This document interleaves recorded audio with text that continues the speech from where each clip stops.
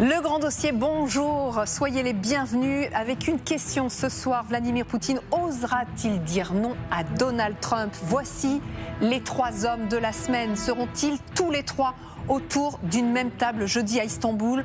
Le suspense reste entier aujourd'hui. Le président américain, arrivé en grande pompe ce matin en Arabie Saoudite, eh bien lui, il laisse toujours entendre qu'il pourrait être présent en Turquie à l'issue de sa tournée dans le Golfe Persique. Son équipe, en tout cas, y sera selon des sources américaines.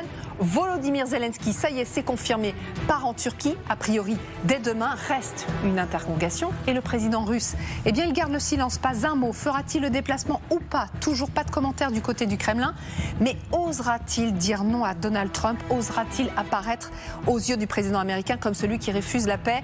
Nous irons à Moscou, nous irons à Kiev rejoindre nos journalistes qui nous révéleront leurs dernières informations. Vous nous attendez, hein, Claire et Jérôme, on vous rejoint dans un instant. En parlant de Kiev, justement, les Ukrainiens depuis ce matin ne cessent de mettre la pression sur les Russes. Encore il y a quelques minutes, Volodymyr Zelensky, écoutez.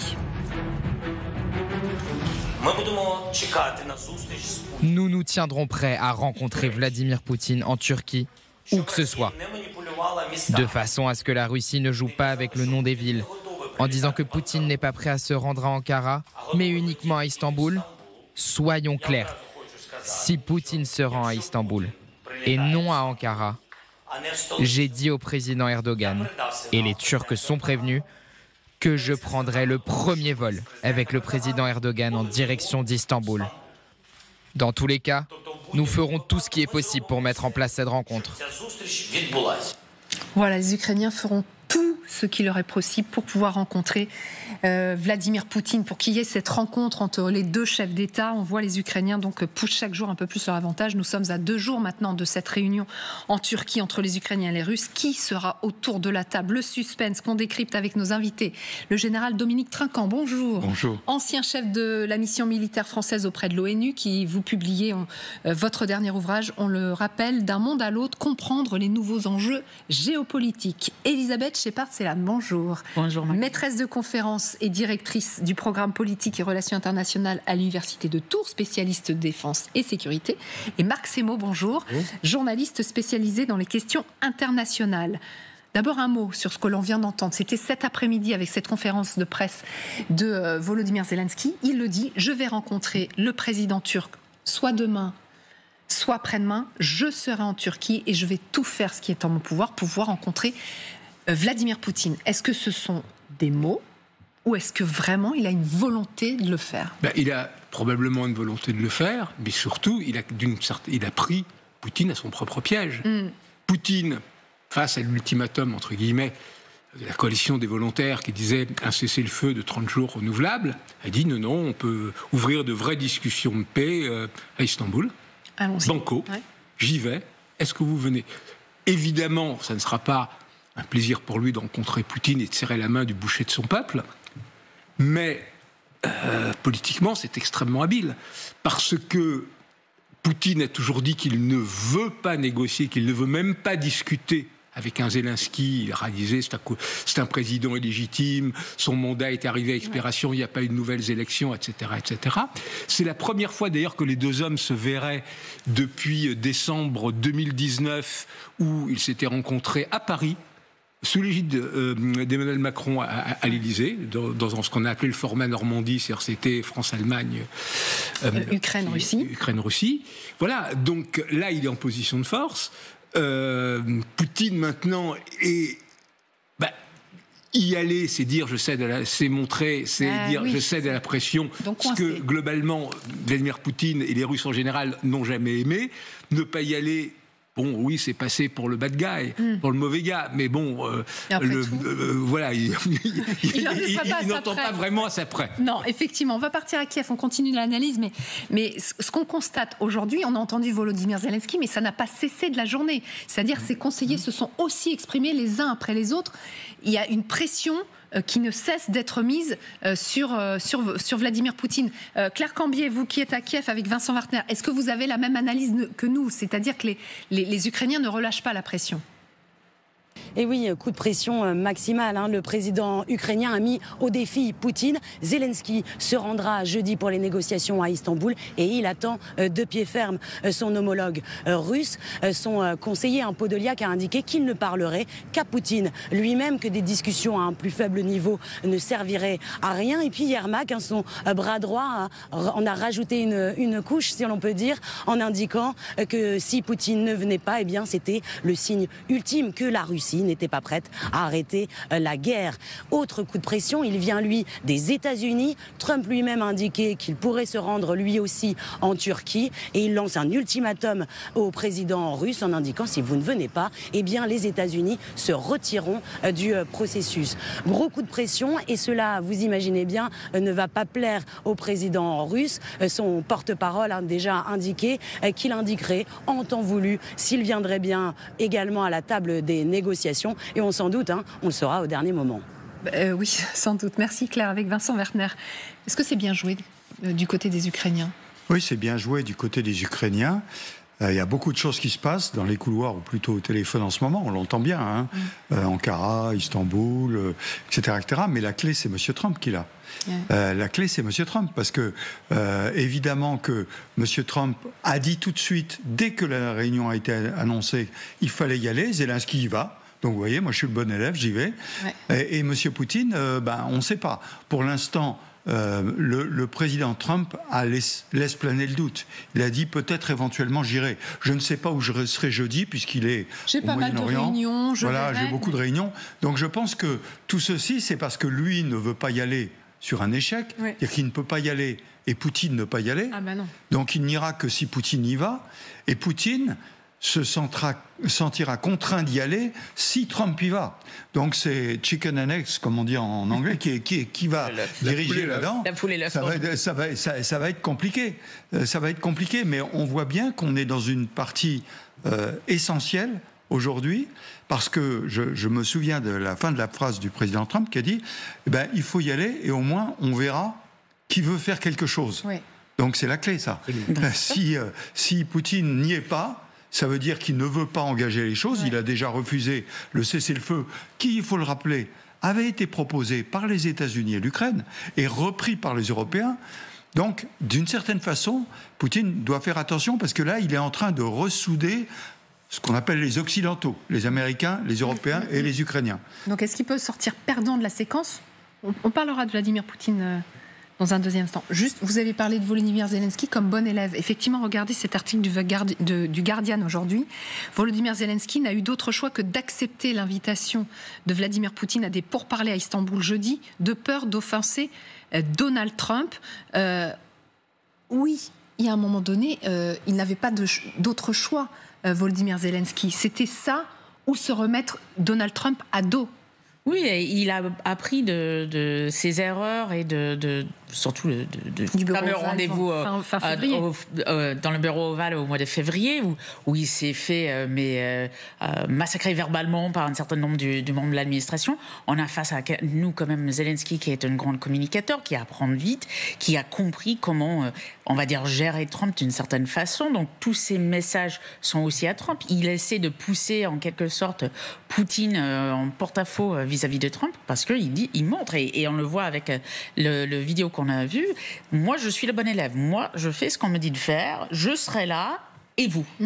Et par rapport à Trump, c'est très important. Oui, mais on sent, c'est bien la stratégie et ukrainienne et européenne, tâcher d'avoir toujours les États-Unis arrimés aux propositions.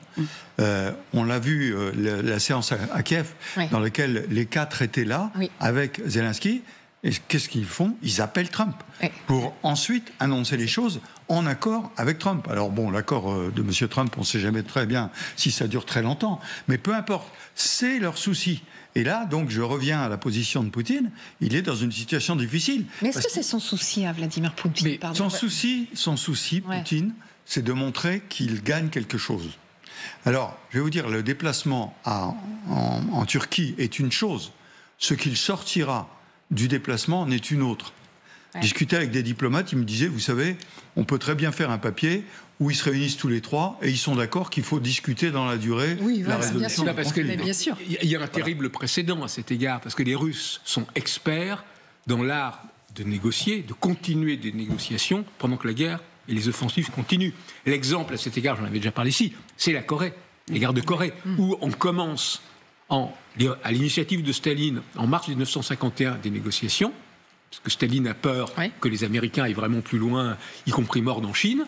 Elles ont duré jusqu'en 1953.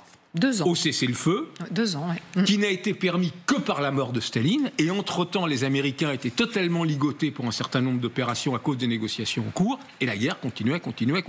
Donc c'était pareil pour le Vietnam. Donc le risque là, et c'est une des raisons d'ailleurs pour laquelle les Européens ont à ce point insisté sur le cessez-le-feu de 30 jours, c'est qu'on veut éviter ce scénario où Poutine dit oui, pourquoi pas, effectivement, réfléchissons à ce que pourraient être les solutions, etc. Je terminerai là-dessus, mais Poutine n'a pas arrêté de répéter qu'il faut aller à fond, discuter des racines du conflit, et discuter des racines du conflit, ça veut dire quoi ? Neutralisation de l'Ukraine, démilitarisation de l'Ukraine, interdiction d'adhérer à l'OTAN, etc., etc., et retour de l'OTAN en arrière sur ce qu'était la situation en 1997. Donc, à ce niveau-là, on peut craindre un processus qui s'étale pendant des mois. Exact. Juste, je vous demande de répondre par oui ou par non.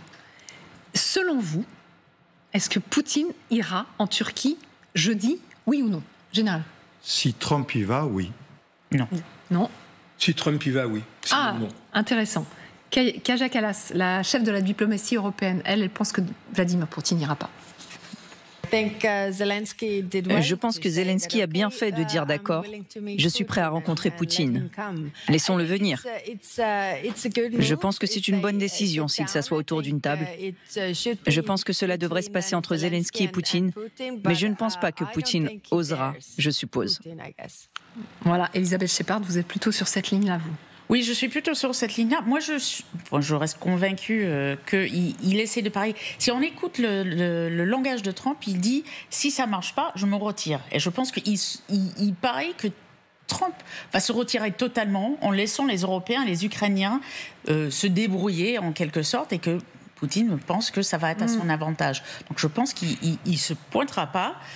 Peut-être il envoierait quelqu'un, mais moi je ne pense pas qu'on verra Poutine en Turquie jeudi. Alors que vous, quand on regarde les 3 hommes, ce sont les 3 hommes de la semaine, Vladimir Poutine, Donald Trump et Volodymyr Zelensky, c'est pas pour rien qu'on a mis Donald Trump au centre du jeu.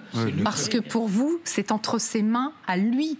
Oui, c'est entre ses mains à lui. Marie-Carla, j'écoutais bien. Oui. Elle dit Zelensky, Poutine. Ça, j'y crois pas une seconde. Zelensky et Poutine se réunissant, Poutine refusera. Il n'ira que s'il y a Trump. Donc à ce moment-là, il pourrait discuter avec Trump d'un côté et Trump discuterait de l'autre avec Zelensky. Oui, alors là, la manipulation, comme vous le disiez, ils sont très très forts pour ça, les Russes. Mais la vraie question, elle est que Vladimir Poutine, comme Trump d'ailleurs, même si maintenant il hésite un peu plus, veut un accord beaucoup plus global que l'Ukraine. Et c'est là-dessus aussi que Poutine, si à Trump, viendra. Probablement.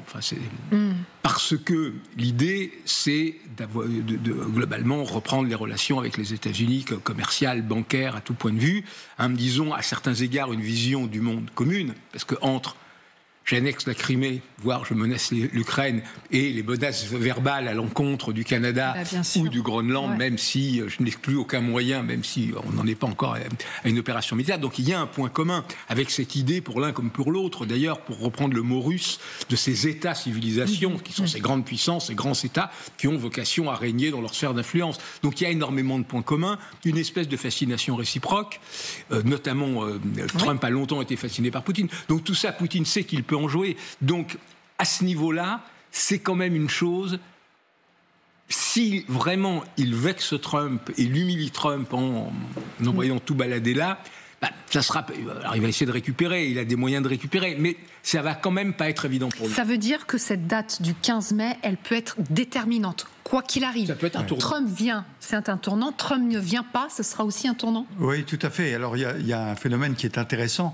Circonstance ou montage, je n'en sais rien, mais le fait que le président Trump soit au Moyen-Orient, donc puisse aller facilement le jeudi à Istanbul pour la négociation, Ça, c'est un événement, parce qu'on n'en parlait pas tellement la semaine dernière, finalement. Si. Hein, non, mais je veux dire que quand les Européens étaient à Kiev, ils parlaient, eux, d'aller avec ce cessez-le-feu de 30 jours, et c'est Poutine qui a dit réunion à Istanbul. Tout à fait. Au moment où Trump n'est pas loin. Oui. Donc, est-ce qu'il s'est piégé lui-même, finalement, dans cette affaire-là? Parce que la tentation est forte pour M. Trump de dire, écoutez, on va se retrouver là. Et on va travailler là, ensemble. Vous voyez ? Alors, c'est pour ça que le refus, il n'y a pas de refus pour l'instant, mais le refus d'obstacle plutôt de Poutine actuellement est intéressant. Parce que c'est lui, d'une certaine façon, qui a mis en place les conditions pour que Trump puisse être présent à cette réunion. Là, il s'est piégé, et que donc ça le contraigne, lui, d'être présent à la réunion. C'est intéressant. Oui, très intéressant. Elisabeth, je voyais... non, mais je pensais que le général disait on ne savait pas que Trump allait être au Moyen-Orient. Or, ça fait un bon moment. En plus, ça fait débat aux États-Unis pour plein de raisons. Moi, est-ce qu'il a fait exprès? Il ne faut pas oublier quand même que c'est un des seuls pays qui n'est pas les États-Unis, qui n'est pas un certain nombre de pays, qui a des très bonnes relations avec les deux pays aussi. Et je remarque dans sa conférence de presse l'autre soir, il parlait justement de reprendre où ils avaient laissé en 2022 les conditions d'Istanbul, cette protocole d'Istanbul qui n'était pas très bon pour les Ukrainiens et qui d'ailleurs n'est pas très bon pour les Européens non plus. Donc c'est intéressant parce qu'ils mettent quand même des conditions, même si on dit qu'ils ne mettent pas des conditions, on a l'impression quand même qu'il revient des conditions qui seront de toute façon inacceptables. Exactement. Évoquer les discussions qui avaient eu lieu au printemps 2022, c'est extrêmement lourd. Parce qu'à l'époque, c'était une Ukraine qui était en très mauvaise posture, qui acceptait plus ou moins la neutralité. Les Russes imposaient aussi son désarmement, etc., avec des garanties de sécurité que donneraient les autres puissances. Donc c'était encore bien plus terrible que les accords de Minsk qui avaient mis fin aux combats les plus intenses en 2014-2015. Donc c'était extrêmement dur. Et les Ukrainiens sont partis à raison, parce qu'il y a eu les massacres de Boutcha, la découverte des massacres de Boutcha. Et là, on a basculé dans autre chose. Dire on arrête, mais dire on va reprendre sur cette base-là, c'est déjà une manière d'humilier l'Ukraine. Et vous savez, il y a une perspective intéressante. Depuis des mois, tout le monde dit c'est la Russie qui avance, c'est l'Ukraine qui est dans une mauvaise position. Mais si on revient à la position d'avril 2022, l'Ukraine est dans une bien meilleure position qu'elle ne l'était en avril 2022. Si on avait une carte pour superposer là où étaient les forces russes en avril 2022 et là où elles sont aujourd'hui, c'est le jour et la nuit. Et donc, à l'époque, la Russie a 20% du territoire? Elle n'en a que 18. Bien plus que ça. 25. Dans le sud, elle est sur la rive droite du Dniepr. Elle est à hauteur de Nikolaïev, donc pas très très loin d'Odessa. On parlait de Boutcha, elle est proche de Kiev. Donc elle occupe beaucoup plus de terrain. Je ne sais pas combien de pourcentage, mais beaucoup plus de terrain. Et donc aujourd'hui, les Russes voudraient qu'on reprenne la négociation à un moment où ils étaient pas gagnants, mais beaucoup plus forts en Ukraine qu'ils ne le sont aujourd'hui. Donc c'est totalement inadmissible. Donc c'est inadmissible, irréaliste. Vladimir Poutine a pris la parole cet après-midi, figurez-vous. Est-ce qu'il a parlé d'Istanbul? Est-ce qu'il a parlé de ses pourparlers directs? Non. Elisabeth Shepartilan dit non, Marc Semo dit non. Je vous réserve le suspense. Moi, j'aime bien Alfred Hitchcock. Donc, vous l'entendrez tout à l'heure, le président russe. En attendant, c'est maintenant ? Mais non, pas maintenant. Non, tout à l'heure. Vous allez non. Parce que vous dites non. On verra. Parce que moi, il me semble qu'il en a parlé, mais d'une façon détournée. D'habitude. Celui qui a été beaucoup plus direct, c'est évidemment son porte-parole, Dmitri Peskov, ce matin. Alors, Istanbul, oui ou non? Écoutez. La partie russe continue de se préparer pour les négociations qui devraient avoir lieu jeudi. C'est tout ce que nous pouvons dire. Pouvez-vous confirmer ou dire qui représentera la Russie aux négociations? Non. Dès que le président le jugera bon, nous l'annoncerons. Alors, c'est tout à fait sérieux, mais ça vous fait rigoler quand même. Oui, ça me fait rigoler parce que ça évitera au président de dire que Peskov dit n'importe quoi. Parce qu'il l'avait déjà dit. Donc. Exactement. Oui, ce qu'il avait déjà... Oui, c'est déjà arrivé. Oui, évidemment, c'est Poutine qui décide et c'est lui qui dira quand il faudra, quoi. Voilà. No comment. Oui, okay. c'est une non-réponse. C'est une non-réponse typiquement diplomatie russe. Exactement. Alors on a été gratté un petit peu parce que il y a quand même des informations de presse maintenant qui circulent. Visiblement, alors selon Gulagu.net, alors c'est un site d'information russe, mais d'opposition russe, qui ont eu des informations directes auprès du Kremlin, qui fait savoir que Vladimir Poutine a pas mal de réunions jeudi au Kremlin. Et qu'il n'y a aucun voyage de prévu pour le président russe. En revanche, il y a des préparations. Effectivement, la flotte aérienne présidentielle est en train de préparer le vol vers Istanbul pour regarder, c'est en bas à droite, Sergueï Lavrov, et pour Yuri Yuchakov, le conseiller du Kremlin pour la politique étrangère. A priori, voilà pour la délégation russe. Délégation ukrainienne, on la connaît en tout cas, on sait que le président ukrainien sera sur place, il l'a dit lui-même, il l'a répété aujourd'hui. Il a dit qu'il ne rencontrerait personne d'autre que Poutine. Et il a dit qu'il ne voulait... Alors, il rencontrera effectivement le président turc et il ne veut rencontrer que son homologue. Voilà, au niveau russe. Exactement, c'est un chef d'État, il veut rencontrer un chef d'État. Pour la délégation ukrainienne, là ce sont des informations de presse américaine, il y aura Keith Kellogg et Steve Witkoff, les émissaires de Donald Trump pour...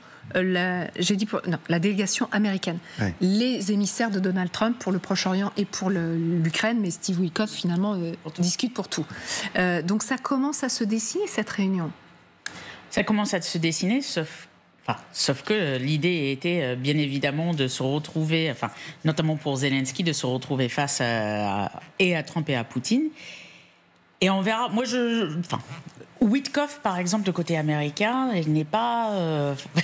je vois le général. Et consterné. Vous êtes consterné, d'accord. Il est consterné, mais il n'est pas le seul. Il y a eu des articles sur l'incompétence de Witkoff dans le New York Post, qui ne va pas être accusé d'être gauchiste, par des gens clairement de l'administration, où on dit le monsieur n'est pas compétent. C'est un agent immobilier de luxe, c'est pas ça qu'on a besoin, ni au Moyen-Orient, ni à l'Ukraine.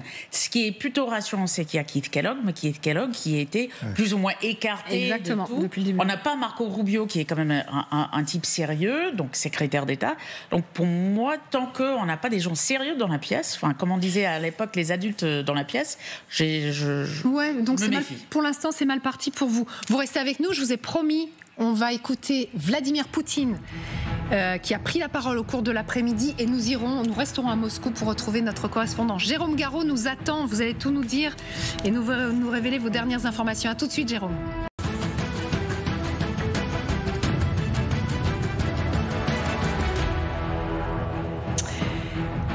La suite du grand dossier, on attend toujours la réponse de Vladimir Poutine. Ira-t-il ou pas à Istanbul jeudi pour parler directement à Volodymyr Zelensky? Figurez-vous que le président russe a pris la parole dans l'après-midi. On va l'écouter dans un instant et puis on partira à Moscou rejoindre notre correspondant Jérôme Garraud. Jérôme qui nous attend, on vous rejoint dans une poignée de secondes. Jérôme, d'abord, on va faire le rappel des grands titres de l'actualité. Et pour commencer, la reine des influenceuses américaines qui est au palais de justice de Paris. Kim Kardashian est arrivée pour témoigner au procès de son braquage survenu, vous vous en souvenez, dans un hôtel parisien en octobre 2016. Au total, 9 millions d'euros de bijoux avaient été volés à la star. Kim Kardashian a expliqué avoir été certaine de mourir ce soir-là. Elle a déclaré aux accusés: je vous pardonne, durant son audition. Il est la plus grande figure du cinéma français, Gérard Depardieu, reconnu coupable d'agression sexuelle. L'acteur a été condamné à 18 mois de prison avec sursis pour avoir agressé 2 femmes lors du tournage du film Les Volets Verts en 2021. C'est ce qu'avait requis le parquet. Le comédien âgé de 76 ans n'a pas assisté au délibéré. Son avocat a immédiatement annoncé faire appel de cette condamnation. Le président de la République est attendu à 20h10 pour un premier grand oral depuis la dissolution de l'Assemblée nationale. Émission spéciale ce soir sur TF1 animée par Gilles Boulot. Une occasion de replonger dans les sujets nationaux comme les retraites, la fin de vie, l'écologie par exemple. Emmanuel Macron sera interrogé par des personnalités de la société civile mais aussi des téléspectateurs qui pourront lui poser directement des questions. 20h10 donc sur TF1. L'actualité donc en Russie avec cette question: est-ce que Vladimir Poutine répondra à cet appel à la fois de Donald Trump et de Volodymyr Zelensky, venir en Turquie pour parler directement des négociations de paix en Ukraine? La pression vient donc des Américains, vient donc des Ukrainiens. On s'attendait peut-être à une réponse du Kremlin cet après-midi. Eh bien, Vladimir Poutine, effectivement, a pris la parole. A-t-il parlé de la Turquie? A-t-il parlé de ce rendez-vous? Pas directement, mais il nous semble qu'il a donné sa réponse. Je voudrais attirer votre attention sur le point suivant. Si les autorités de Kiev se livrent à une mobilisation forcée, avec des hommes pris comme des chiens dans les rues, en Russie, nos hommes y vont volontairement, de leur propre chef. Nous avons entre 50 000 et 60 000 volontaires par mois. Voilà, qu'en pensent nos invités? Nos spécialistes sont toujours autour de la table et pour cette deuxième partie, Jean de Glignasti nous a rejoint. Bonjour. On le rappelle, vous êtes directeur de recherche à l'IRIS, ancien ambassadeur de France en Russie, auteur de La géopolitique de la Russie en 40 fiches illustrées pour comprendre le monde aux éditions Erol. Votre analyse à vous, au moment où tout le monde parle de pourparlers de paix, au moment où tout le monde parle de ce grand rendez-vous, premier grand rendez-vous entre Russes et Ukrainiens en Turquie jeudi, Vladimir Poutine parle de guerre. Oui, ça montre, c'est un indice supplémentaire du fait qu'il n'y aura pas. C'est pas tranché visiblement, mais Peskov a dit à plusieurs reprises que la Russie ne répond pas aux ultimatums. Donc, je pense que la balance penche très fort, sauf si Trump lui dit « j'y serai, on se parle ». Vous êtes trois à être d'accord sur ce point. Donald Trump dit « je vais en Turquie ». Vous pensez que Vladimir Poutine n'a d'autre choix que de venir il ira, parce qu'il ne veut pas mécontenter. Il veut pas mécontenter Trump. En ce moment, entre Zelensky et Poutine, c'est le jeu de la patate chaude. C'est celui qui apparaîtra comme opposé au processus de paix. Donc chacun veut montrer ses plumes et à quel point il est favorable au processus de paix lancé par Trump. Si Trump dit j'y vais, Poutine, d'après moi, ira sûrement, mais ça ne veut pas dire qu'il rencontrera Zelensky. Il viendra avec une délégation pour rencontrer la délégation. Est-ce qu'il a beaucoup à perdre, Vladimir Poutine, à mécontenter Trump ? Oui, il a à perdre. Il y a beaucoup de Russes. Il y a un débat à Moscou très clair à travers les chroniqueurs, les politologues, etc. Loukyanov, Kortunov, le patron du MGIMO. En fait, ils disent c'est une occasion historique de normaliser avec les États-Unis. Les États-Unis, c'est le seul pays avec lequel la Russie n'a jamais été en guerre, en fait. Et tout le monde le sait en Russie. Donc c'est le concurrent, le rival, mais c'est celui avec qui on peut s'entendre finalement entre grandes puissances.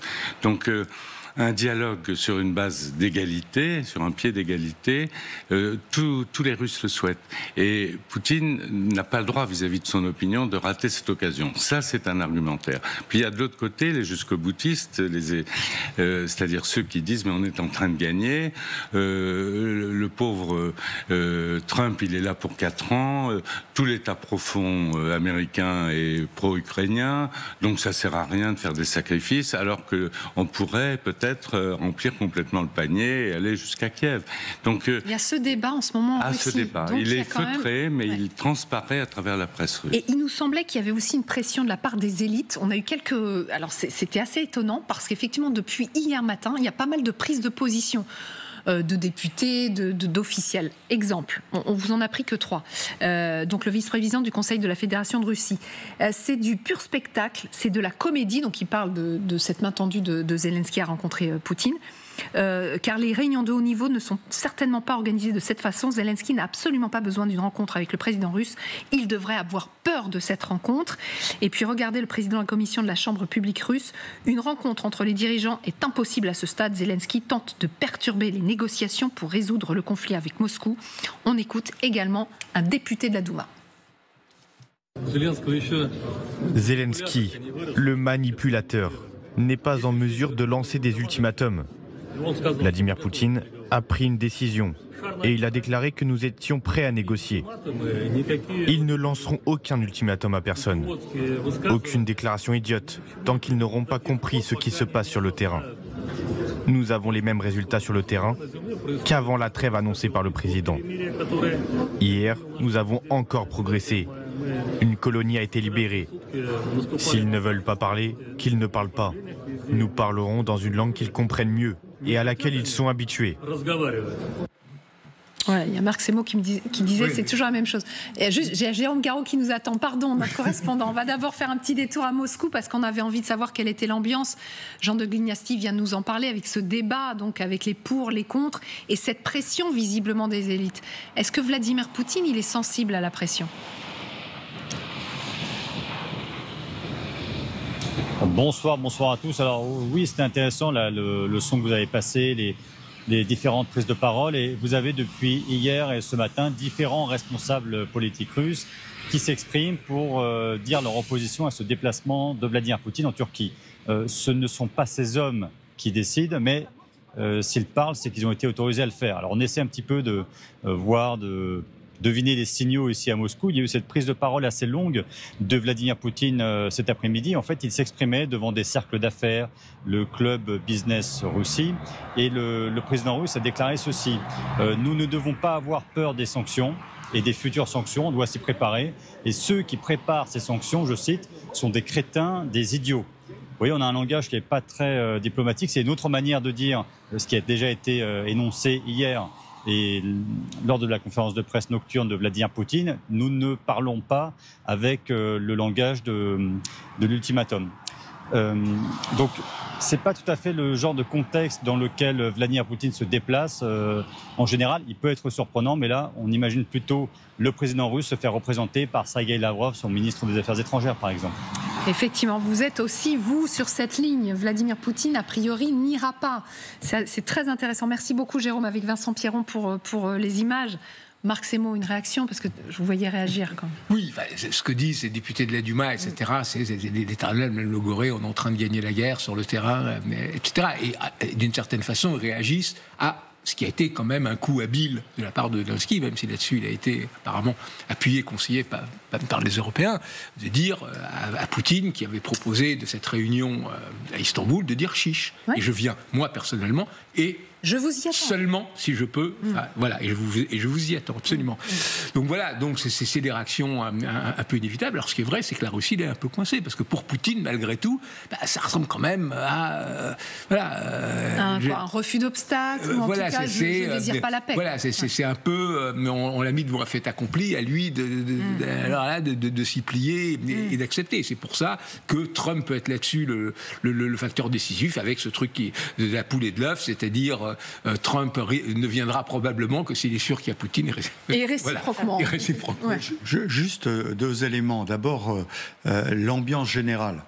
En citant Peskov, on ne parle pas comme ça à la Russie. Oui. Ils sont dans cette espèce de mythe, après la démonstration de force de la place rouge de la dernière fois, et ils sont persuadés qu'ils sont en train de gagner la guerre. Ils oublient, comme on le disait tout à l'heure, que la Russie, par rapport à avril 2022, les négociations de Turquie, c'était pas Istanbul, mais de Turquie, a beaucoup reculé. Oui.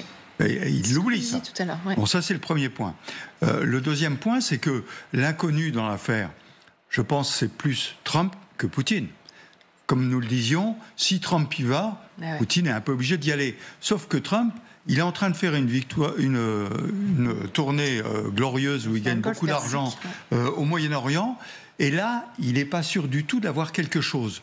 Donc s'il n'y a pas un papier rédigé qui lui convienne, qui permettra de justifier le fait qu'il va là-bas, encore une fois, un papier qui débouchera sur rien, qui sera nous entamons des négociations, quoi, quelque chose comme ça. Oui. S'il n'a pas ça, à mon avis, il ne se mouillera pas, il n'ira pas à Istanbul. Et donc, du coup, ça débranche Poutine pour aller là-bas. Poutine non plus, d'ailleurs. Ouais. Poutine ne se déplace que si le papier est déjà négocié. S'il y a quelque chose à signer, etc., il ne veut pas négocier lui-même, parce qu'il ne veut pas prendre ce risque. C'est ce qui s'est passé à Paris en décembre 2019. C'est-à-dire qu'il avait pris ce risque ? Non, il était convenu avec Macron à Brégançon qu'on essaierait d'appliquer l'accord de Minsk sur la base des propositions allemandes. À l'époque, on appelait ça la formule Steinmeier. Enfin, on ne va pas rentrer dans le détail. Et donc, en fait, le représentant de Zelensky, c'était Yermak, je crois, et le représentant de Poutine, qui était Surkov, s'était mis d'accord sur un texte. Et ensuite, ce texte, à Paris, a été renégocié. Il y a eu un amendement, mais tout à fait ridicule, mineur, qui a été mis en avant par Zelensky. Et Poutine a dit, si c'est ça, je prends mes clics et mes claques et je rentre chez moi. Et ça a été la fin du processus de Minsk. Ils devaient normalement se revoir 4 mois après. Bon, il y a eu le Covid. En avril, en Allemagne. Et ils se sont jamais revus. Expliquez-nous, vous qui connaissez les coulisses justement des tractations. Là, nous, on est en train de commenter ce qu'on voit, ce qu'on entend, les différentes informations qui nous parviennent. Ça se passe comment en coulisses? On suppose, là, on est à 2 jours de cette réunion, il y a des tractations, ils sont tous en train de s'appeler, là. Oui, alors je pense que d'abord les contacts entre les Russes et les Ukrainiens n'ont jamais cessé, ne serait-ce que pour la libération des prisonniers. Oui, il y a 15 jours, il y a 250 prisonniers de part et d'autre qui ont été libérés. Donc ils continuent à se parler. Avec les États-Unis, ils se parlent en permanence, quels que soient les Russes et les Américains, que ça soit à New York, que ça soit par téléphone. Et donc les Européens parlent, Macron le fait savoir, il parle aussi à Trump. Donc tout le monde tourne. Mais il y a un centre dans tout ça. Et le centre, c'est Trump. C'est les Américains. Est-ce que Trump, là, parce qu'on a entendu, là, Jérôme Garraud venait nous dire ce qui se disait donc avec cette prise de parole de Vladimir Poutine, qui parle de ses futures éventuellement sanctions. Ceux qui les décident, ce sont des crétins et des idiots. Il prend tous les risques de mettre Donald Trump en colère, là. Ah mais ça a déjà commencé. Si Donald Trump et les Européens se sont entretenus, ont parlé, et si on écoute l'administration américaine, même J.D. Vance, qu'on a pensé plus ou moins agent de Moscou, dire les Russes demandent trop, ils sont pas dans une optique de paix. On sait très bien que Trump a commencé en tout cas à comprendre le jeu des Russes. Et donc moi je rejoins ce que disait le général, il y aura seulement s'il y a là ce qu'on appelle le photo-op, c'est-à-dire le coup de com' qu'il aime beaucoup, mais qu'il le mette bien comme en fort le vainqueur, il le fera pas autrement, et il sait pertinemment que Poutine ne va pas lui donner ça aujourd'hui, et je pense qu'il n'y ira pas du tout. Je pense que M. Trump n'a pas encore tout à fait compris que M. Poutine, les Russes, globalement, ne veulent pas d'accord. Ils veulent continuer la guerre. Ils veulent continuer la guerre parce que, disent-ils, ils n'ont pas encore atteint leurs objectifs, ça c'est une chose, mais aussi, tout bêtement, parce que le pouvoir de M. Poutine a besoin de cela. Quand on regardait le 9 mai, ce qui s'est passé sur la place Rouge, bon, dans le discours, on a parlé un peu de la grande guerre patriotique, mais le but, c'était pas ça. Le but, c'était de montrer la force militaire de la Russie, qui en plus n'était pas isolée, puisqu'ils avaient fait venir des contingents d'un peu partout. Et donc, lui, il a besoin de cela. Aujourd'hui, dans la structure d'État, il met de plus en place des vétérans qui sont gratifiés, en quelque sorte. Mais étant gratifiés, s'appuient sur la guerre qui se passe. Et donc, je pense qu'il faut que le président Trump se rende compte, parce que lui, il n'a qu'une idée, c'est d'arrêter la guerre. Le président Trump, c'est la seule chose qui compte. Le reste, il s'en fout. Il faut arrêter la guerre. Eh bien, M. Poutine ne veut pas arrêter la guerre, il en a besoin. Il en a besoin politiquement, il en a besoin aussi économiquement. C'est toute une économie totalement dopée par l'effort de guerre, sans parler de l'immense problème qui va se poser, si on arrive plus ou moins à cesser le feu durable, etc., qui va être la démobilisation de ces quasiment 1 million d'hommes, payés très bien, c'est pour ça qu'il y a des volontaires, ils sont payés $2000, parfois plus la prime d'engagement, plus la prime de décès très consistante qui fait vivre tout le village s'il meurt. Et ces gens-là ont appris à tuer, sont absolument barbarisés par l'épreuve du front, comme ça avait été le cas après la Première Guerre mondiale. Et ces gens-là, ils auront, dans le meilleur des cas, ils auront le salaire moyen en Russie, c'est 500 € s'ils arrivent à trouver un boulot. Ouais. Donc ça risque de devenir un problème explosif, sans compter toute cette économie qui pour le moment est dopée par l'argent public et qui en surchauffe je voulais enchaîner, mais là je vous vois faire la moue là, Jean oui, moi tout ça est juste bien sûr, hein. Mais je crois que les Russes en ont marre aussi. Je crois que la population russe, il y a quand même des gens qui meurent. Je crois, quand on fait des sondages, ils veulent tous la paix. Alors évidemment, la moitié de ceux qui veulent la paix aux conditions russes. En annexant les territoire et l'Ukraine. Voilà. Donc effectivement, mais il y a quand même un désir de paix. Et puis je ferai un effet miroir. Du côté ukrainien, la paix c'est aussi très difficile pour d'autres raisons. Mais les Ukrainiens ont leur pays dévasté, ils ont perdu peut-être 100 000 morts, un peu moins que les Russes, mais pas beaucoup moins, je crois. Ils ont leur économie est sous perfusion, et puis les gens qui se sont battus aussi, ils n'ont pas envie de s'être battus pour rien, et donc la démobilisation sera quelque chose de très dur aussi en Ukraine.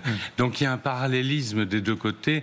Les mêmes difficultés seront à affronter de part et d'autre. Et dans ce contexte de guerre qui continue, il y a un élément aujourd'hui qui a attiré notre attention, c'est que visiblement la garde du Kremlin, donc une garde très protocolaire, eh bien, est appelée en renfort sur un des points chauds du front, c'est à Tchassivyar précisément. Regardez ce que dit un soldat ukrainien, donc ce sont des sources ukrainiennes qui le dévoilent. Ce sont donc ces soldats, ces gardes du Kremlin, ce sont des spécialistes de haut niveau. Nous devons maintenant faire face à des combats très intenses et à un travail très précis. De qui parle-t-on ? On va les voir en images. Parce qu'on a l'habitude de les voir auprès de Vladimir Poutine, ouvrir les portes dès qu'il y a une cérémonie, dès qu'il y a le président qui arrive et tout. Général, juste expliquez-nous, eux là, ils sont partis combattre.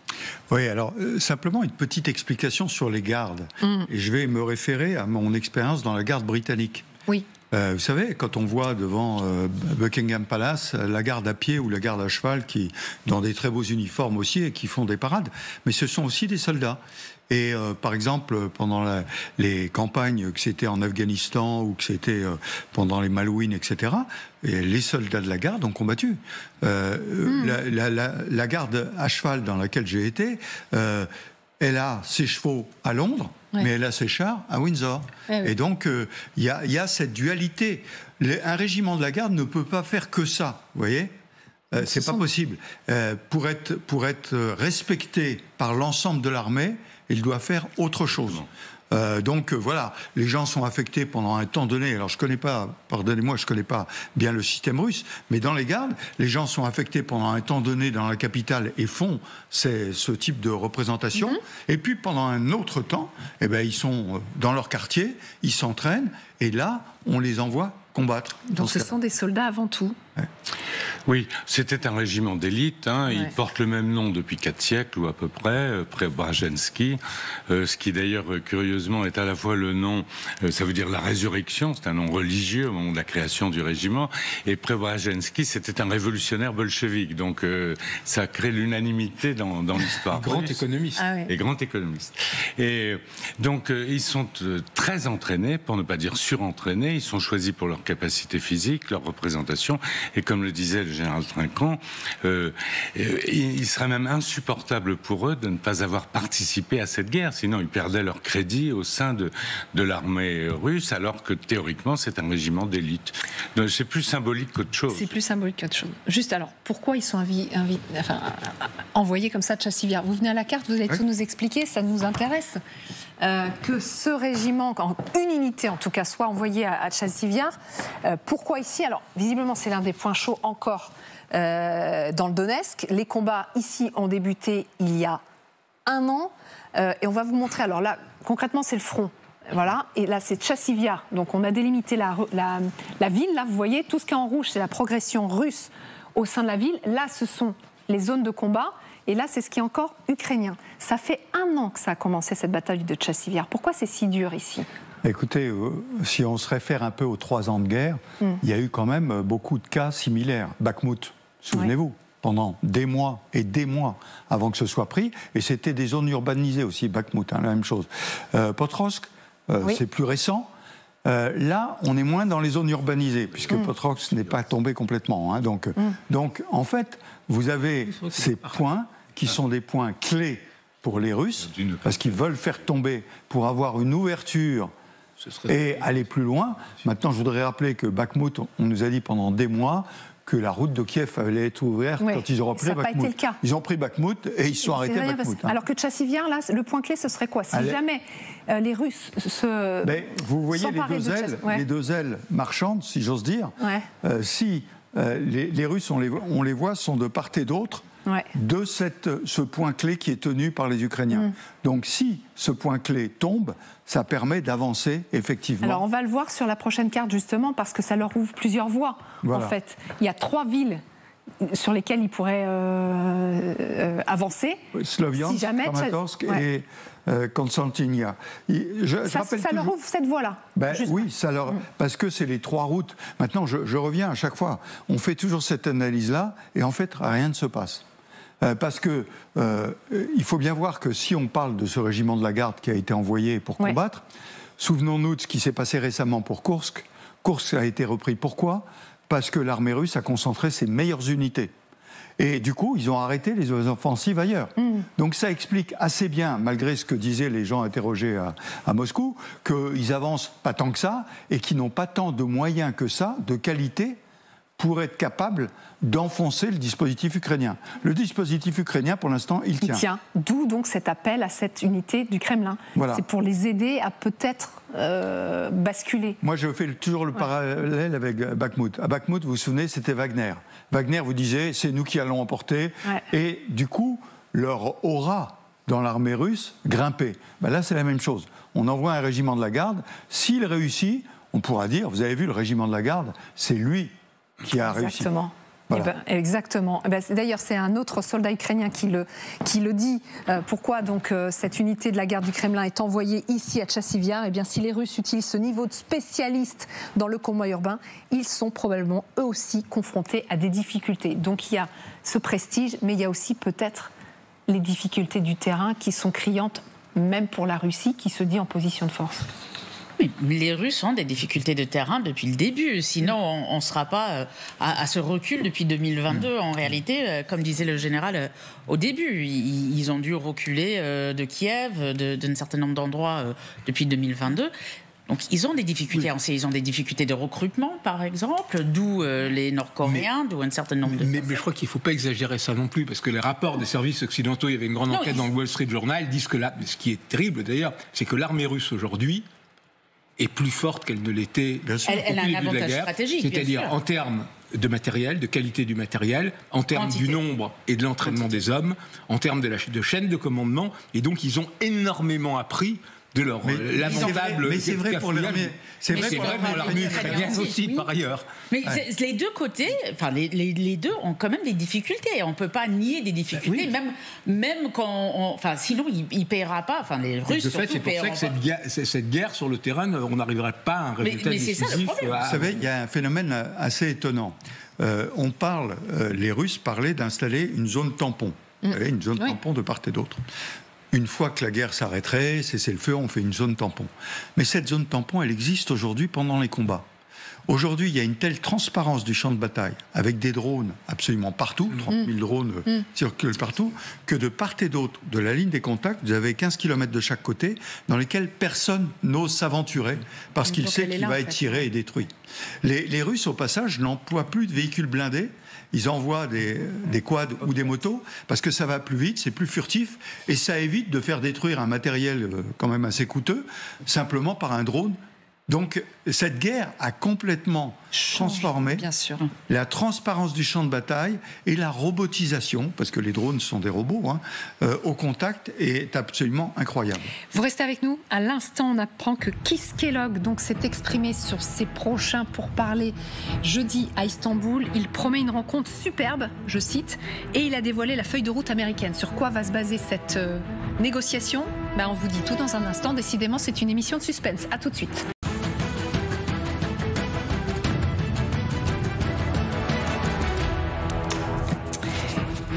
C'est la suite du grand dossier. Au fil des heures, on en sait un peu plus sur cette réunion. C'est pour parler direct entre Russes et Ukrainiens jeudi en Turquie. Là, c'est l'émissaire américain Keith Kellogg qui s'exprime.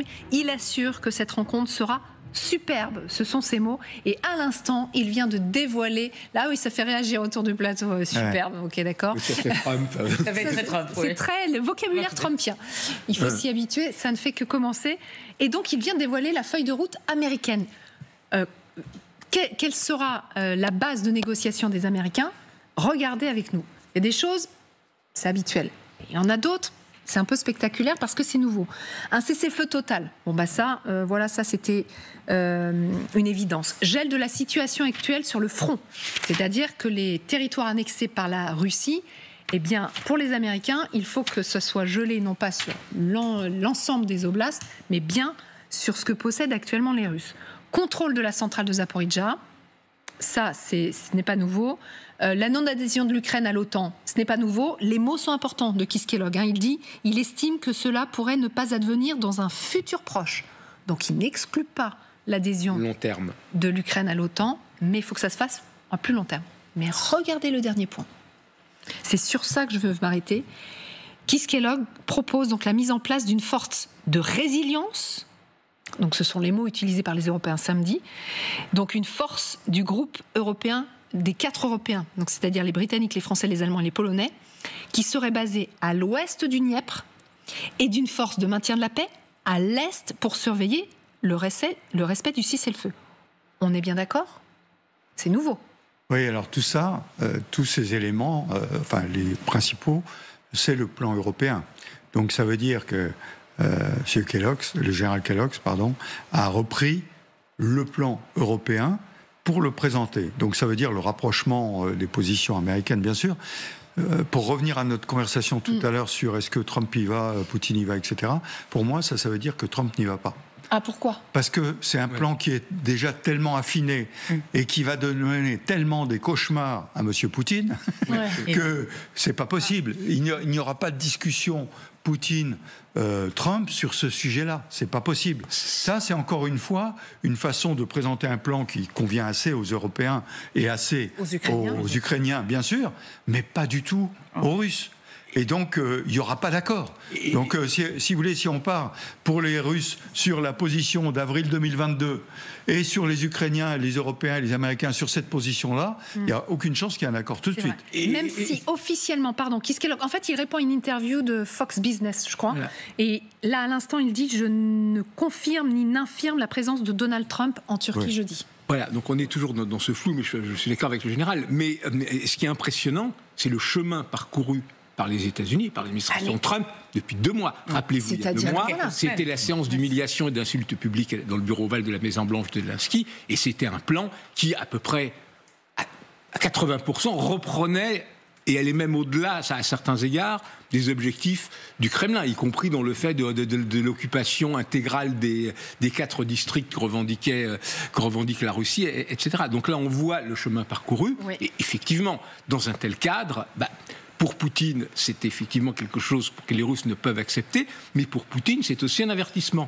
Parce que toute sa politique des dernières semaines est-ce qu'il me balade finalement, comme le disait Donald Trump, de pousser les enchères, etc., fait qu'aujourd'hui, il se retrouve avec un plan qui est pour lui inacceptable, alors qu'il était parti au début d'un moment où, globalement, il gagnait à la table des négociations ce qu'il n'avait pas réussi à gagner sur le champ de bataille. Alors, j'ai qu'un mot familier qui me vient en tête, là. Il a loupé le coche, là, Vladimir Poutine ? Mais moi, je pense qu'il a effectivement loupé le coche. Il aurait dû accepter ce que Trump lui proposer, que tout le monde ici, mais aussi aux États-Unis, critiquait comme étant plus ou moins acquis aux Russes. Une capitulation. Une capitulation totale. On se demandait même si c'était pas un espion russe. Enfin, il y avait plein de rumeurs sur ce sujet, mais c'était une vraie proposition des Américains, quel que soit notre avis là-dessus. Aujourd'hui, ils se retrouvent avec les Américains et les Européens qui travaillent ensemble, ce qu'on n'espérait pas, même nous, les Européens, il y a quelques semaines, avec même J.D. Vance et d'autres dans l'administration qui étaient plutôt anti-européens, se tournant un peu vers nous en disant on a besoin de travailler ensemble, et ils se retrouvent avec effectivement un plan. Alors, en plus, par quelque chose qu'on remarque, c'est que Keith Kellogg revient dans le jeu aussi. Keith Kellogg, qui était le seul qui avait écrit un plan, qui avait publié un plan de l'administration avant même que Trump gagne les qui avait été désavoué. Et là, le risque, après, en présentant ce plan, c'est que Trump n'est pas non plus et aussi capable, au moins en partie, pour essayer de raccrocher Poutine, de désavouer en partie ce plan que présente son envoyé Keith Kellogg. Sa feuille de route là dévoilée, puis on va revoir ce qu'il vient de déclarer donc à Fox Business, cette chaîne américaine. Le président Trump s'y connaît dans l'art du deal, il sait comment faire. Zelensky sera là. Si Poutine vient, on se rapprochera d'un accord, on sera beaucoup plus proche d'un accord que certains pensent. Est-ce que c'est aussi une façon, encore une fois, de mettre la pression sur Vladimir Poutine là ? Oui, à l'évidence, c'est une façon de mettre la pression sur Poutine. Mais compte tenu de l'ambiance actuelle à Moscou et de ce que tout le monde dit autour de Poutine, je pense qu'il va avoir du mal à venir, parce que ce sera une défaite majeure pour lui. Et ne venant pas, il va renforcer la position pro-ukrainienne et pro-européenne de Trump. Ouais, je pense. Parce que là, clairement, je reviens toujours à la dernière phrase du président Trump, qui disait « il faut y aller et on verra ce que les gens veulent faire ». Bon, ils n'y vont pas, ils envoient une délégation, ils refusent le plan qui a été présenté. Maintenant, on sait ce qu'ils veulent faire. Ils veulent continuer la guerre, ils ne veulent pas de cet accord maintenant. Et donc les choses seront claires après, c'est-à-dire que, je parlais d'une date pivot, après le 15 mai, les choses seront claires, les Russes ne veulent pas de la paix. Et donc l'administration américaine peut en tirer les conséquences. Écoutez Steve Witkoff, c'est une interview accordée à un média américain d'extrême droite qui a été enregistrée le 8 mai, donc avant qu'il soit question de ces pourparlers en Turquie. Mais quand même, il lançait un ultimatum. Écoutez. Le président a lancé un ultimatum aux deux parties, censé pourparlers directs, et si ceux-ci n'interviennent pas rapidement, il estime que les États-Unis devraient se retirer de ce conflit, quoi que cela implique. La menace, elle est là. On y est. C'est-à-dire que si les Russes... le point de bascule, il est peut-être là pour les Américains. Si les Russes ne viennent pas... Enfin, si Vladimir Poutine ne vient pas jeudi, Trump peut se retirer des négociations. Alors, il peut se retirer des négociations, oui. Moi, je ne crois pas totalement. C'est-à-dire, il y aura toujours cette ombre des États-Unis et certainement avec l'aide des Européens. Mais peut-être les Européens prendront plutôt le dessus. Pourquoi ? D'abord parce que c'est aussi une question d'ego pour Trump. Et je pense qu'il ne partira pas sur une défaite totale, un peu de... Et ça, Vladimir Poutine le sait. Et ça, Vladimir Poutine le sait. Pas de valeur, quoi. Et ce qu'on ne dit pas, c'est en interne aux États-Unis, ce côté un peu pro-russe n'a pas plu à tout le monde, notamment dans le Parti républicain, parce qu'ils ne sont pas naturellement particulièrement russes aux États-Unis. Se souviens un peu de la guerre froide. On a beaucoup moins de personnes pro-russes, notamment à part quelques-uns au sein des républicains. Et il y a déjà des lois pour de nouveaux sanctions, une nouvelle loi pour cette année qui a été proposée le 1er avril, qui est toujours en discussion, proposée par des républicains avec 70 sénateurs qui ont co-signé. Donc on voit quand même qu'il y a des républicains qui disent doucement, on n'est pas non plus, on va pas laisser les Russes tout faire comme ils souhaiteraient. Ouais. Marc Semo. Non, je suis absolument d'accord avec cette analyse. Bon, on attend évidemment les prochaines déclarations du Kremlin. On verra ce qu'il peut faire ou pas. Mais bon, ça semble un peu plié, non ? Oui, j'ai peur. Enfin, j'ai pas peur. Je trouve ça plutôt bien. Mais Poutine est en train de perdre son meilleur allié, qui était Trump. Et les Européens ont bien manœuvré avec les Ukrainiens pour raccrocher les États-Unis. Ils n'ont jamais abdiqué, en fait. Non, ils ont tenu ferme. Et ça, je pense qu'il faut rendre hommage, notamment au président français, qui était un de ceux qui, là-dessus, a été le plus déterminé et le plus convaincu de la nécessité de garder les Américains à bord. Parce qu'effectivement, tout ça est possible parce qu'il y a cette garantie ultime des Américains, notamment par rapport à la force de résilience.